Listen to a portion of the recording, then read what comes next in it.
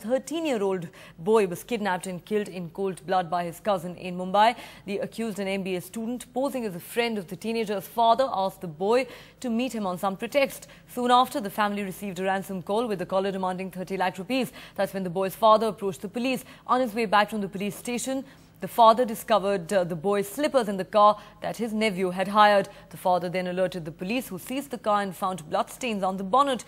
On interrogation, the accused revealed that he had lost 30 lakh rupees in a bet he had placed on an IPL match and was in desperate need of money. That's when he decided to kidnap his cousin. When he learned that the family had alerted the cops, the accused and his accomplice decided to kill the boy. His wrists were slashed and he was then set ablaze.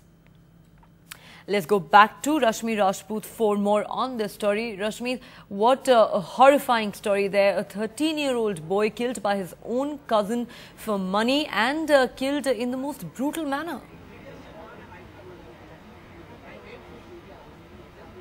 Yes, Neha, very tragical and a sad story that the boy was killed by his own cousin, and this cousin is a MBA by qualification. Now, the reason why he did so is because he was reeling under a gambling debt. He had taken debt on, he had put betting on the ongoing T20 series, and he has lost a lot of money, and that's the reason why he's hatched this plan of kidnapping his own cousin and then demanding ransom from his uncle. But unfortunately for him, he was aware about the details about the movements by the family, that the family had approached the police, and that's when he developed cold feet. But the manner in which, Neha, he killed the boy is very cold-blooded fashion. He first cut his wrist and then set him ablaze on dry grass. So really a very cold-blooded fashion in which he was murdered by his own cousin. The reason that he was reeling under a gambling debt, and in order to repay those debts, he decided to kidnap his own cousin, and then when he learned that the police are catching up on him, that the investigations are on, he decided to kill him.